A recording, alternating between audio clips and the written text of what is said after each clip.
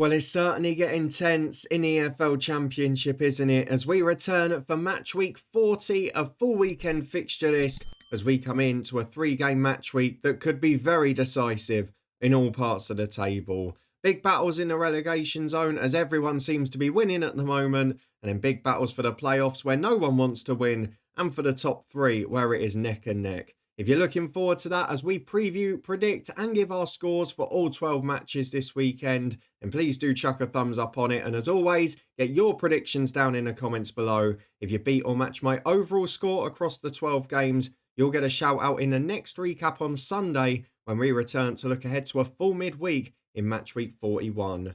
For now though, before we go and look ahead to this weekend's action, let's have a quick recap of what happened on Wednesday night, where there was just one game finishing off match week 39. Derby County versus Preston was the match. We correctly predicted a Derby County win, but we didn't get that Preston consolation, did we? It was a 2-0 scoreline, which gave me just 1 point, meaning that I was level with a few of you that predicted the Derby win. Chris, one of the regulars, Bobby as well, and who else have we got? Etienne also predicted a Derby win, but without the correct score. And then two of you with 3 points, the perfect outcome, a 2-0 win. Two of our regular players, Mello and Marco, both of you pick up 3 points. So well done to you. You have won match week 39.5. Let's move on to the full weekend now. It is match week 40. And a bit unusually, we're only going till 3 o'clock on Saturday this weekend. We start though with the one game that's on Friday night. Protest planned. Oh, it's all gone so wrong so quickly as Blackburn Rovers host Middlesbrough. Blackburn having a pretty disastrous start under Valerian Ismail. 4 defeats in a row now, no win in their last 6. And to be honest with you, the goals have dried up. I know they've had 1 or 2 players out, but we mentioned it with John Eustace. He was doing such a good job there. And given the way Derby are playing at the minute with 4 successive wins, I know Blackburn fans won't want to hear this. There's a very slim chance that Derby could finish above Blackburn this year, which would have been considered remarkable at the point John Eustace left the club. It's not been inspiring whatsoever. It's been a side that have struggled for goals. Yes, he's tried to make them a bit more solid on the road, but it's not really worked out defensively. That Pompey game, they were a little unfortunate because Pompey created next to nothing. There were 2 shots on target for them all game. But Blackburn didn't open them up much either. And that's something that we're not used to seeing in the older spells of Valerian Ismail, but has become a bit more apparent at his recent clubs. West Brom, it was an accusation made. And here at Blackburn, seems to be happening with regularity. And you consider that those 4 defeats have all come against sides in 17th place or lower. And even the game they lost prior to that was against 16th place Swansea. It's been a very poor month for Blackburn, who on paper had one of the nicest run-ins of the teams in the playoff push. On the flip side of that, Middlesbrough are starting to find some form. Yes, defeated at Swansea a few weeks ago. Yes, crept to a draw at Luton Town, but at home they're finding a way to win. 1-goal victories against Derby, QPR and Oxford, all sides in that bottom third or half of the table. And against Oxford, it wasn't a brilliant game, but Kelechi and Acho on the score sheet and they turned it round from 1-0 down. Again, the conversion of chances is a problem. 70% of the ball, 24 shots on goal, but very few on target, not really creating clear-cut ones, and in the end could have been pegged back in that game. A much more creative performance though than the Luton match where they created nothing at all. So there are positive signs for Borough at home, but on the road, it's not been hugely pretty, though they did go to an out-of-form Stoke side a month or so ago and won pretty handsomely. So I expect this to be a low-scoring game. Borough aren't conceding many at the minute. They kept a clean sheet in their last away game at Luton. They've only conceded 4 in their last 6 games in total, and they've generally been consistent against sides out of form. Blackburn aren't scoring, Blackburn aren't winning. I know at home they have scored in their last couple, but I'm not going to go for it here. I'm going to go for an ugly game to be won by Middlesbrough. We don't often see that much entertainment on Friday night. I'm going to go for Borough to win this by 1-0. As we move on to Saturday and look up into the top 6, it is 53rd, but both of these sides have different priorities. It is Coventry City versus Burnley. Coventry, well, they've had a couple of tough away days recently, haven't they? But it was sandwiched by a brilliant home performance against Sunderland. They've been in decent form overall, were one of the form sides in the Championship. The Derby game, they were the better side. Against Sheffield United, they were outplayed. But they are doing well, and they now look to cement their place in the playoffs, 2 clear of the rest of the chasing pack. For Burnley, they're just doing what Burnley do. 3 clean sheets in the last 4. A 1-0 and a 2-0 win in the last couple of weeks. They're just doing the job. Against Bristol City, it was exactly the game we expected. Very few chances overall. Burnley slightly edged the game, and they've got players like Fleming, like Edwards, who can produce those moments of magic. And we saw that yet again in evidence. So Burnley are ones to watch because quite often the best defences go up. And where Leeds' defence is faltering at the minute, Burnley are definitely doing their side of the bargain. They've just got to keep the goals going in at the other end. That's something they have struggled with at times this year. Having said that, they scored in all of their last 5 since their FA Cup defeat at Preston. Coventry at home have been scoring goals galore. 3 against Sunderland, 3 against Stoke, a couple against Preston, and even 3 on the road at Oxford. But this is the best defence they will have faced all season. It's the best defence in the league. I do think that Coventry will score past Burnley. I think they've got enough attacking threat at home, and I think they'll have spells in the game. But I do think defensively, Burnley are set out to play on the counter brilliantly. We saw it on the opening day at my ground, Luton Town. They came out on the counter, and when they've got space in behind, they're a very good side. When teams sit deep against them, they struggle to break them down. Coventry will come at them. They'll always offer up space on the break. So I'm going to go for Burnley to nick this, a crucial win by 2-1 at the CBS. Then on to a huge game at both ends of the table. 23rd v 2nd, it is Luton Town versus Leeds United. And are these sides facing each other at inopportune times? Because Luton, a big 1-0 win away at Hull. I was at the game last week. It was a dreadful game of football. But Luton are at the stage of the season where they've got to pick up wins. Defensively, they've been far more solid in recent weeks. Didn't offer up a shot on target against Borough. Didn't offer up too many chances to Hull. Only a couple of late efforts that were blocked and saved respectively. And set-piece delivery was a trouble to defend as well. However, Luton had no attacking threat. They had one brilliant early effort from Adebayo off the post. Otherwise, it was only going to be settled that game by the sort of goal we score, which was a ridiculous own goal. So, positive signs in a sense, but I'm not confident Luton score goals. And that's a worry coming up against Leeds because while Ilian Meslier has had another tough week and he does offer up chances from Luton's strength, which is set-piece delivery, etc., I can see Luton scoring because of that. I do worry about them defensively because Leeds are still scoring 2 a game. Luton aren't robust enough overall. I know it's 2 clean sheets in a row, but prior to that, it only takes a good side and they'll get opened up like they did against Burnley with 10 men. So I think Leeds will win this. I've said it before, I think Leeds on the counter-attack will offer up loads of quality against Luton. I wouldn't be surprised to see a couple of the quicker players come in, perhaps a Nonto, for example. And I think Luton, unfortunately, despite getting a goal from a set-piece, will be beaten. Probably not the game that decides Luton's season, but given everyone else's results, they're going to have to surprise someone. I don't think it's going to be this weekend, no. I'm going to go for Leeds to win pretty comfortably, I think by 3-1. On to the final early kickoff, which is a big game again in that playoff race, especially for the home side West Bromwich Albion, who are hosting Sunderland. For Sunderland, they got back to winning ways last week, a 1-0 win against Millwall.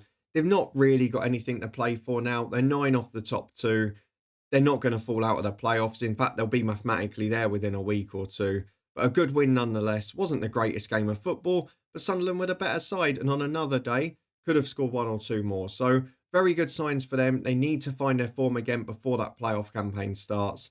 And will one of their opponents in there be West Bromwich Albion? Because they are having a little bit of a tough time after a positive start under Mowbray. Defensively still pretty robust. They've only conceded 4 in their last 6 matches.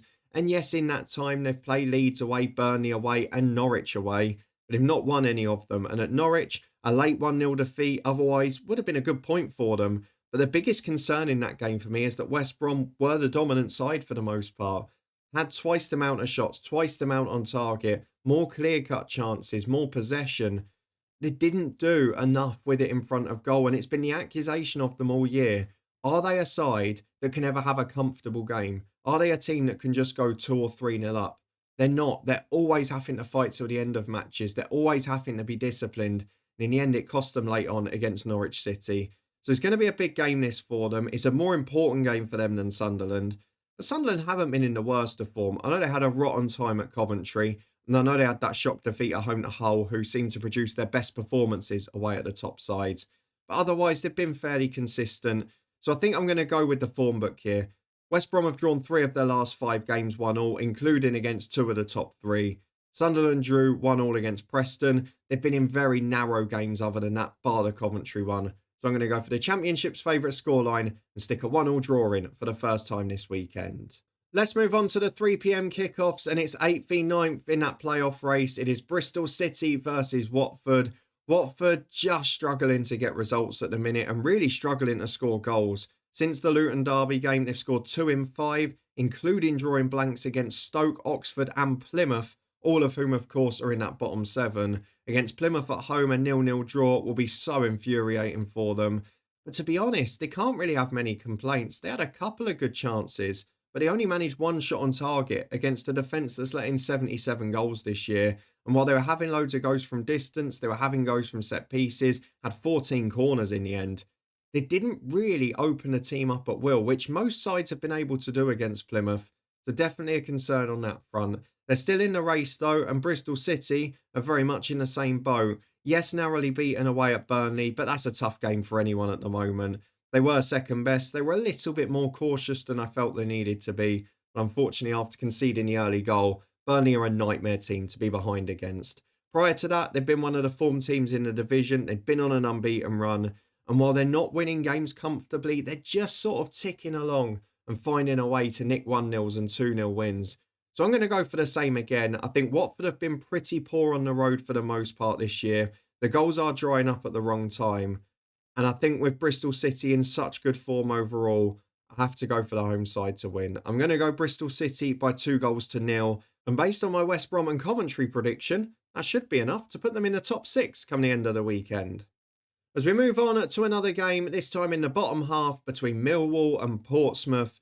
Millwall sort of in that mid-table maroon zone. Are on 51 points after the 1-0 defeat of Sunderland. 6 off the playoffs, but as we mentioned, just not quite got enough firepower. Again, failed to score, albeit their last 3 defeats were against Bristol City, Leeds and Sunderland. 3 of the best sides in the division and 3 of the form sides in the division.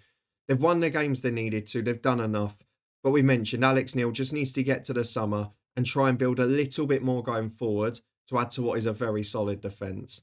For Portsmouth, a 1-0 win against Blackburn in a rotten game of football. Wasn't their best performance. Created very little by their standards. However, they got a crucial win. Josh Murphy popped up with a big goal, and that should be enough. I think one more result's probably needed now, given that everyone else is winning. But they've done a really good job this season, particularly in the second half. But on the road, they've been pretty wretched for the most part. I don't think they're going to be able to get a result at Millwall. Their weakness at times is set pieces. Millwall traditionally very threatening from them. And unfortunately, on the road, they often lose narrowly. So I'm going to go for the same again. Portsmouth to lose at the Den by 1-0. Into the second half, and it's another battle of bottom end v top. It is Oxford United against leaders Sheffield United. Oxford defeated against Borough after that crucial win against Watford before the international break. They went 1-0 up and they had chances on the break, but they were second best for the most part of that game. It was crucial for them to end the rot before, and their home games are going to be big before the end of this season. Just 2 points clear of the relegation zone. With everyone else picking up points, there is pressure on Gary Rowett's side here. Of course, they'd probably rather one of those home games remaining wasn't against the best side in the division, who we watched here on live stream last week. They were brilliant against Coventry. A really good performance, particularly in that second half where they carved them open at will. But to be fair, Oxford probably aren't going to offer up that space on the break. They're going to sit behind the ball. They're going to try and hit on the counter. And I think that will make it a tougher game. I think Oxford will almost set up like an away team here. But Sheffield United are just doing the job, aren't they? They're finding a way to win. They're finding a different hero every week. They've got a really good side. Chris Wilder deserves a lot of credit for what he's done this season. And I think on this occasion, they're just going to be too strong. From a Luton point of view, I'm looking at Oxford and thinking we could probably do with you losing a few games. They've got a trickier run in. They've had some tough games recently. And I think Sheffield United will do the job here. There is always a surprise or two in the run in. This game is the type that may well lean itself towards that. But I'm not going to go for it this time. Sheffield United to win as they always do by 2-0 at Oxford United. Let's move on to another big game between bottom half and top half. It is bottom side Plymouth Argyle at home to Norwich City, who are just about back in that playoff race with a 1-0 win against West Bromwich Albion. We mentioned it late on, Josh Sargent popping up with the goods, a game in which they were second best, but they managed to defend their goal. They managed to avoid conceding, and they nick one late, which is what you've got to do at this stage. Just win the games. The one thing Norwich have got that a lot of sides would love to have in this division is genuine firepower. Whether it's Sainz, whether it's Sargent, whether it's Nunes, who popped up with the assist for Sargent this week, they've got people who can win a game. They've got people who can pop up in a poor performance and nick them a win. But the clean sheets are few and far between. Prior to that, they'd been conceding goals for fun. 2 at Bristol City, 3 at home to Sheffield Wednesday, 2 at home to Stoke even a bit before that. And given the fact that Plymouth have got a rotten defensive record, again, until their last fixture, where they managed to get a 0-0 draw at Watford, yes, they didn't really offer much ambition, but they got a good point and didn't offer up many shots on target. I do question the plan at this point because, with the greatest of respect, Plymouth played for a draw at Watford, and a draw isn't good enough at this point. They're 7 from safety with 7 to go.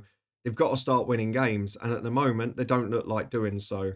So it's a tough one to predict on this front. I feel Plymouth at home have to come out and be aggressive, and we've seen it. It's almost cost them in their home form because against Derby, they conceded late on. Against Sheffield Wednesday, they let in 3 as well. Given they've let in 3 in both of their last 2 games, the fact they're going to have to go for this, and that Norwich have got such a potent attacking threat, I know I'm going to go for a big Norwich win. I'm going to go for Plymouth to concede 3 again, but I think a couple of those goals might come late on. I think it'll be a fairly tight game for the most part, but Norwich will run away with it in the end.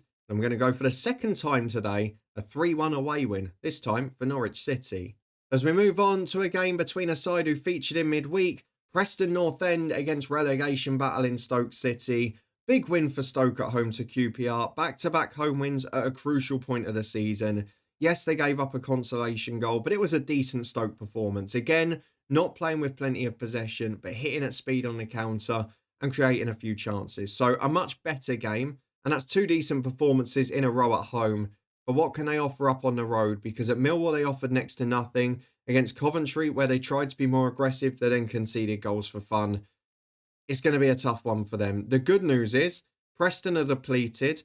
Preston have had a tough week against Villa in the Cup, then against Derby in the league. Let's be honest, the second half, they ran out of steam a bit against Derby. It wasn't a good game. Derby only had 2 shots on target. Preston had a lot of the ball, but couldn't do anything with it. A bit like probably Millwall with Alex Neil. Ironically, a job he did at Preston before. Preston this summer under Paul Heckingbottom, they're just going to have to revamp the attacking line because it's not strong enough. And hopefully, they'll be able to be a bit more creative next year. There's nothing left to play for them. For Stoke, this game is huge. I don't know that I trust them to get an away win because there's no evidence to suggest they can do that. But against a Preston side that's depleted and not the strongest in front of goal, 4 of the last 6 games they've failed to score. I think they might nick one against this Stoke defence, but I think it's going to be a pretty poor game. I'm going to sit on the fence with this one and go for the Championship's favourite scoreline of 1 goal apiece. As we move on to another big game at the bottom for QPR versus Cardiff City.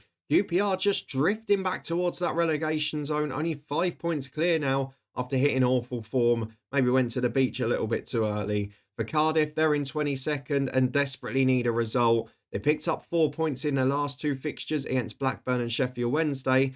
And this one you would suggest presents another winnable match, particularly given QPR's form. Against Sheffield Wednesday, Cardiff will be frustrated having taken the lead and having been, well, certainly the side that created the better chances for the most part. For QPR, the problem is keeping goals out. Both of these sides struggling for clean sheets, both conceding goals for fun. QPR were pretty poor at Stoke. Yes, they got their 2-2 draw against Leeds because Leeds were just falling apart, as they often do at Loftus Road. But it's not been a good spell at all, and they're a side that have probably got to look over their shoulder here. They could do with a win in a game like this just to get them clear and allow them to focus on the summer. But whether or not they get it is another question. From a Luton point of view, I'm hoping yes, because I think Cardiff are one of the probably more likely sides to go down in our place. However, I think in this occasion, I have to sit on the fence again. I know for the last 2 games, it's not the most inspiring predicting, but I just don't know what to go for here. Part of me thinks it could be a higher scoring game, maybe a 2-2 or a 3-2, something exciting. But I have to sit on the fence with the Championship's favourite scoreline because I don't trust either of these sides to win a game at the moment. 1 apiece at Loftus Road. As we move on to the penultimate game and another one at the bottom of the table, Sheffield Wednesday host Hull City, who are battling for their lives. But this is a good time to be playing Sheffield Wednesday. Payroll issues yet again. The owner, just as Danny Roll gets them into the top half, outskirts of a playoff race, he then doesn't get backed in January. Then he fails to pay the players. Oh, he just loves to shoot himself in the foot. Danny Roll will be gone in the summer. I'm almost certain someone will come calling, and I wouldn't be surprised if he doesn't stand for it anymore. He's doing a remarkable job. They're winning the games that they should be for the most part. They were frustrated at Cardiff. It wasn't a good performance, but they still picked up a result. And now they're at home to a side in the bottom half who had been in good form in recent games. But against Luton, I've got to tell you, it's one of the worst games I've ever been to in terms of quality. Luton had a good chance early on. Hull's only threat, apart from a couple of long shots at the end, was set-piece delivery, which was brilliant, by the way. Their set pieces were phenomenal. Right on the keeper's head, created chances from them. But defensively, they were a mess. It was a game in which Luton offered no threat after hitting the post early on, and they still managed to lose it with a ludicrous own goal. And it's the only way that game was going to be settled, by the way. It was just a sign of how far two teams can regress in a year. And I say that as a Luton fan from our point of view, but also from Hull, who sacked Rossini ridiculously after finishing 7th last year. So for this game, I know Sheffield Wednesday are on the rocks at the minute, but if they're not being paid, if there are problems behind the scenes, and particularly if we think Danny Roll's going to move on this summer, there'll probably be some players playing for a move now as well. I think Sheffield Wednesday will do enough to win this game. I think it'll be fairly tight. I know Hull will try and hit on the counter, but please, Danny Roll, just for us as Luton fans, can you produce a win here? I'm going to go for Wednesday by 2-1, and that might be heart over head at the moment. And the final game features, you have to say, two more sides now in the relegation battle, because it is Swansea City versus Derby County, and Derby are moving on up. 4 victories in a row.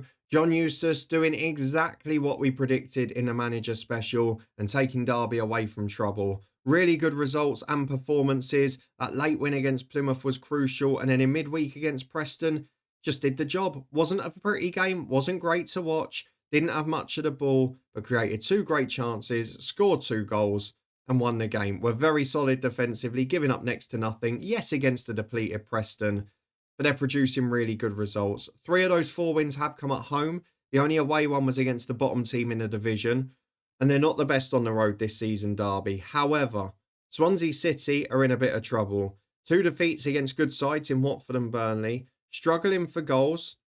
And against Leeds, let's be fair, it's a great point, and it was a great late point, but it was purely due to goalkeeping errors, and they're not going to get that every week. So for Swansea City, got to look over their shoulders now, just 5 points clear, because everyone else is picking up results. And I just think because they're struggling for goals, Derby will set up solidly defensively. Maybe they nick one from a set piece or a Swansea defensive error, which we've seen plenty of over the years. I know it's a bold call to predict Derby to win against a side away from home outside the bottom 3, but I just think that they're going to pull away now. I've said it since the start when John Eustace came in. I didn't even consider them for relegation once he joined the club. It's a great appointment. He's doing a magnificent job, and I think he might pick up another win here. I could easily see this being a 0-0 or even a 1-1, but I'm going to go bold to finish. We can't do another Championship's favourite scoreline. I'm going to go for Derby to nick it in South Wales by 1-0 on the road. So with that out of the way, let's have a quick recap of what I've gone for this weekend, and quite a few away wins is the answer actually, including a couple of big ones. I've got Leeds to score 3 at Luton, Norwich to score 3 at Plymouth, the bottom 2 to continue their defensive woes, Bristol City to pick up a big home win and move back into the top 6 if results go the way I've predicted. And I've also gone for Leeds, for Burnley and for Sheffield United, all to win at this crucial stage of the season. Normally, that doesn't happen at this time. There's always one who drops off. So let's see which one it will be. Do you agree or disagree with my predictions? My 3 Championships favourite scorelines, should it have been more? Let me know down in the comments below. Give us your predictions for match week 40. And if you beat or match my overall score, you'll get a shout out in the next recap when we return on Sunday evening to look ahead to a full midweek fixture list in match week 41. In the meantime, though, enjoy whichever game you're at this weekend. Thank you so much for watching as always. Don't forget to subscribe and turn that notification bell on for regular content from the podcast. And we'll make sure we get another live stream in between now and the end of the season too. Thank you very much for watching. We'll see you again on Sunday. We're going to do it all again, but will my side be marooned in the bottom 3? I'll see you on Sunday to find out.